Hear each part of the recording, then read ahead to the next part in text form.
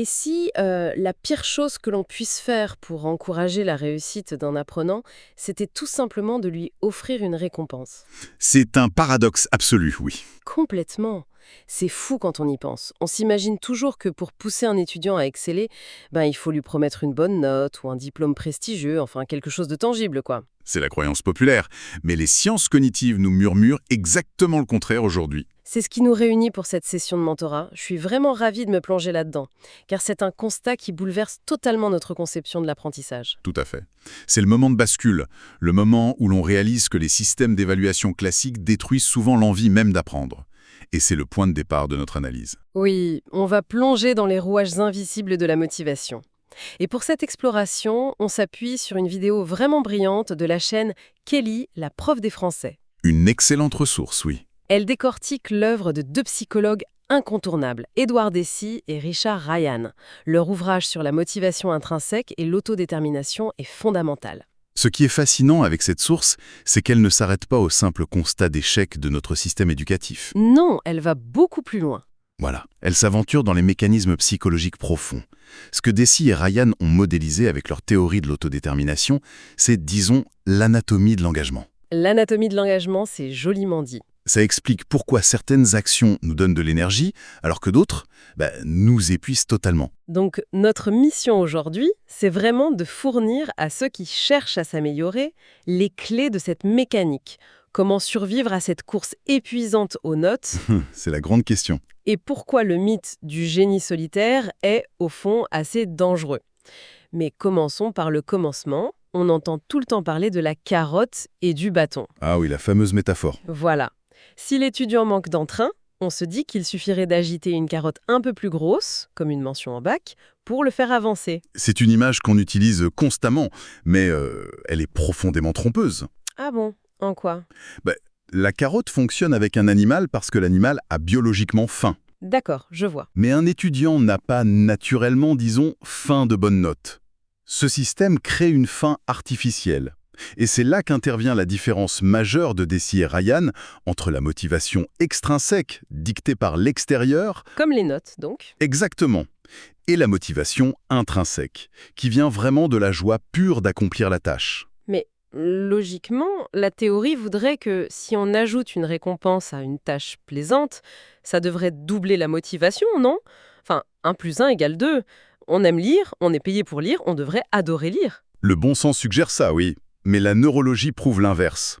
C'est un des phénomènes les plus dingues de la cognition. Vraiment. Oui, quand on introduit une récompense externe forte, comme une note couperet à un examen, l'esprit opère un basculement. C'est ce qu'on appelle un changement du lieu de causalité. Ok, le détective mène l'enquête. Avant la récompense, le détective conclut « Je fourmis cet effort parce que ce sujet me passionne. C'est mon choix. » Là, le lieu de causalité est interne. Il est maître de la situation. Voilà. Mais dès qu'on introduit une note très importante, le détective change sa conclusion. Il se dit « Si je fais ça, c'est uniquement parce que l'institution m'y oblige. » Ah, je vois. Le cerveau réalise qu'il est manipulé, en fait. C'est ça. Et en réaction, il se désengage émotionnellement. L'intérêt personnel disparaît et il est remplacé par l'anxiété. Jean, qui lit un roman historique par pur plaisir le week-end. Il dévore les pages. Ouais, il est captivé. Mais le prof annonce un examen surprise sur ce même livre pour le lundi matin. La perception change d'un coup. Ce n'est plus une aventure, c'est une corvée. C'est l'illustration parfaite. Le livre n'a pas changé du tout, hein. Les mots sont strictement les mêmes. Mais l'environnement psychologique a éteint la flamme. Et ça nous amène à casser une illusion très tenace. L'idée que la motivation serait génétique. Ah oui, ces fameux élèves qui soupirent et qui disent « Je suis juste pas motivé de nature ». Comme si c'était écrit dans leur ADN. Comme la couleur des yeux, oui. Mais si ça dépend de ce fameux lieu de causalité, ça prouve que la motivation est malléable. C'est un muscle qui réagit à son environnement, c'est pas un truc statique. C'est tout à fait ça. Elle fluctue selon comment on présente les informations, la pression, le soutien. Et ça, c'est une excellente nouvelle, car l'apprenant peut reprendre le pouvoir. Ce qui nous amène à une grosse difficulté pratique, parce que le système scolaire repose presque intégralement sur ces évaluations externes qui, on l'a vu, sapent la motivation à long terme. Absolument. C'est un environnement très hostile pour la curiosité. Donc, comment on fait? Un étudiant ne peut pas juste déchirer ses bulletins scolaires.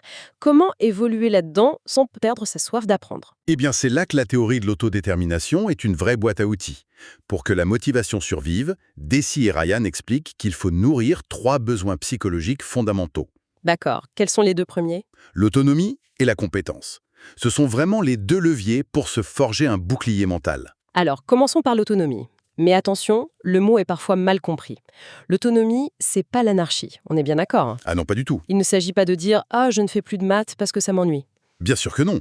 En psychologie cognitive, l'autonomie, c'est plutôt la notion de volition. De volition. Oui, le sentiment profond d'agir en accord avec ses valeurs, d'être à l'origine de ses choix, même à l'intérieur d'un cadre très strict. Mais comment on applique ça concrètement? Prenons un étudiant en première année. Il a un programme hyper rigide, il ne choisit ni ses profs, ni ses matières. Où est l'autonomie là-dedans? La source qu'on analyse propose des stratégies de contournement géniales pour ça. La clé, c'est de pirater le programme pour y injecter ses propres intérêts. Pirater le programme? J'aime beaucoup l'idée. C'est la création de sens. Par exemple, disons que le programme d'histoire est incontournable, mais l'angle d'attaque pour l'apprendre, lui, ne l'est pas. Ok, donnez-nous un exemple. Un apprenant passionné par l'architecture peut décider de réviser la révolution industrielle uniquement à travers l'évolution des usines et de l'urbanisme. Ah, c'est brillant! Il respecte le cadre, mais il contrôle le comment. Voilà, il redevient maître à bord. En fait, il crée sa petite porte d'entrée secrète vers une matière qui semblait fermée. C'est fascinant. Et le deuxième pilier, vous disiez, c'est la compétence. Oui, le besoin de se sentir efficace. C'est délicat aussi. Parce que dans un système classique, le seul retour sur notre compétence, c'est la note à la fin du trimestre. Et si elle est mauvaise, on se sent nul. C'est le drame des boucles de rétroaction qui sont beaucoup trop longues et souvent trop punitives. Notre source met en lumière une solution très moderne à ça. Laquelle? Ça s'appuie sur les recherches de Amari, Kuivisto et Sarsa. C'est la ludification de l'apprentissage. La gamification, si on veut. C'est un concept très à la mode, mais comment ça marche au niveau du cerveau? Parce que si c'est juste donner des bons points infantilisants sous forme de badge... C'est justement le piège à éviter. Ce ne sont pas les récompenses virtuelles qui comptent. Sinon, on retombe dans le coup de la carotte. Ah oui, logique. Alors c'est quoi le vrai moteur? La vraie puissance psychologique d'un jeu vidéo, c'est son mécanisme d'itération et de rétroaction immédiate. Dans un jeu, le droit à l'erreur est la règle de base. C'est vrai, si on rate un niveau, on réapparaît tout de suite. On respawn, voilà, et on essaye une autre stratégie sans angoisse. L'échec est juste une donnée, c'est pas une sentence définitive. Le contraste avec l'école est dingue. À l'école, si on rate un examen, la mauvaise note est figée dans le dossier. C'est un échec à haut risque. Donc la gamification permet de dissocier l'apprentissage de cette notion de danger. Les micro-défis créent des petites décharges de dopamine. C'est exactement le mécanisme neurochimique à l'œuvre. En créant un climat où l'on peut s'entraîner avec des retours rapides, l'étudiant reconstruit patiemment sa compétence. L'échec n'est plus mortel, scolairement parlant. C'est un changement de paradigme spectaculaire. S'approprier le sujet pour l'autonomie et fragmenter la difficulté avec le droit à l'erreur pour la compétence. Oui, ce sont des boucliers très puissants. Mais je dois avouer que d'imaginer un étudiant qui maîtrise tout ça, seul dans sa chambre, ça me laisse un sentiment d'incomplétude. Un humain tout seul dans une bibliothèque, même s'il est très autonome, il finit par s'épuiser, non? Et c'est là qu'intervient le troisième pilier de la théorie, souvent oublié mais vital, le besoin d'appartenance sociale, ou les relations. Ah, on n'est pas des machines isolées. Exactement. L'apprentissage, c'est profondément social. On a un besoin viscéral d'être connecté et soutenu par nos pairs. Ça me fait penser à une image. Imaginez un groupe d'études comme le filet de sécurité d'un trapéziste. Belle métaphore, oui. Savoir que le filet est là ne rend pas la figure acrobatique plus facile physiquement. La difficulté technique reste la même.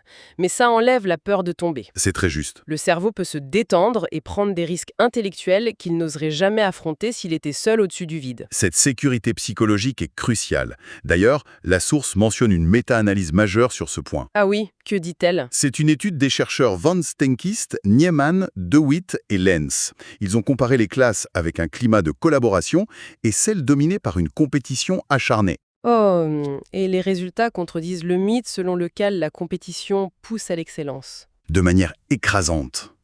Dans les environnements qui favorisent le soutien mutuel, non seulement la motivation intrinsèque explose, mais le taux de décrochage est drastiquement inférieur. C'est fou.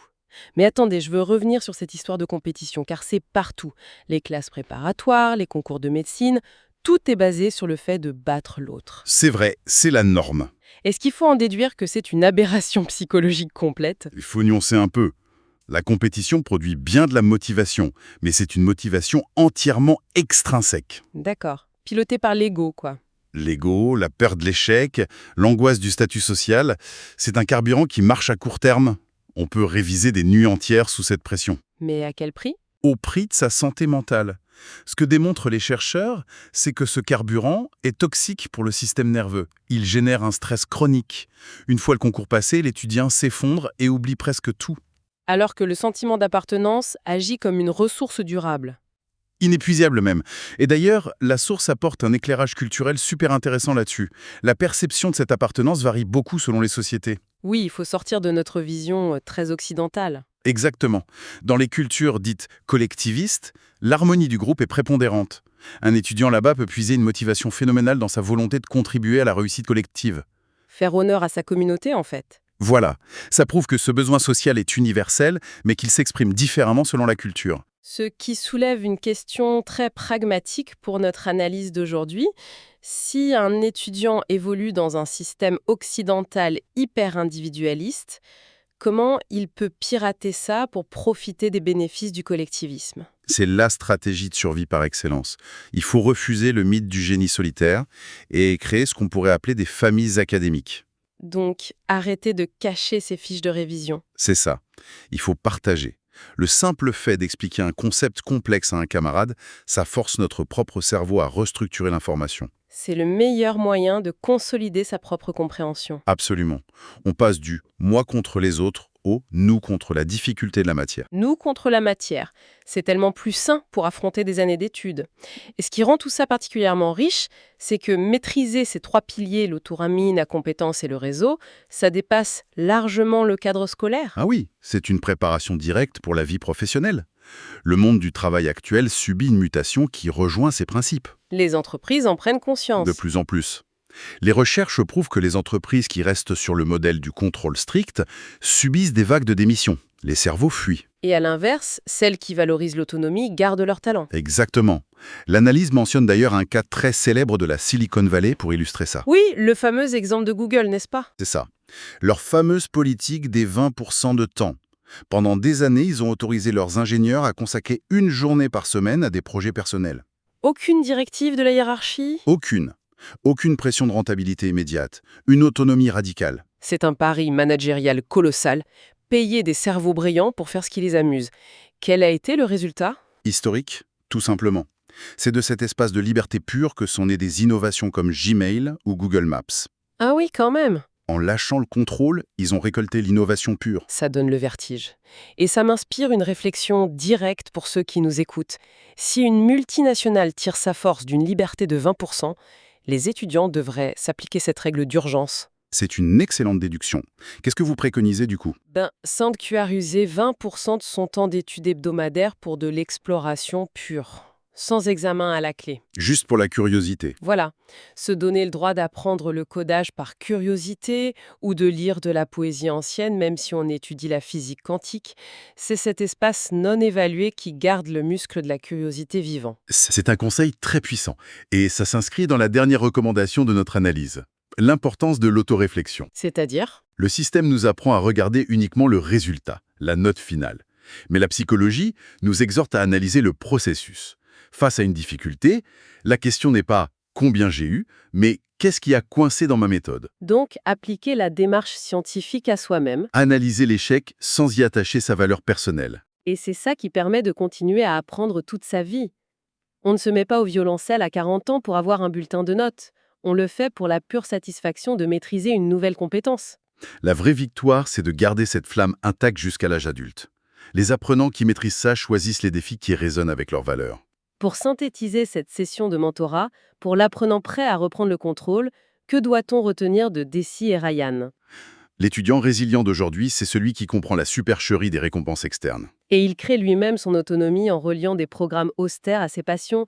Il bâtit sa compétence sans attendre que l'institution le valide. Et surtout, il rejette la compétition destructrice pour investir dans la force du collectif. L'intelligence se multiplie par le partage. C'est un message d'une puissance libératrice rare. Et pour clore cette analyse, on voulait vous laisser avec une pensée volontairement déstabilisante. Une question à médiquer, oui. Si l'ensemble de la psychologie cognitive nous prouve que les notes et les classements détruisent la curiosité, à quoi ressemblerait une école qui, dès demain, abolirait totalement ces notes pour se fonder uniquement sur l'autonomie et les relations sociales? Ce ne serait pas juste une réforme éducative, ce serait une véritable révolution des consciences.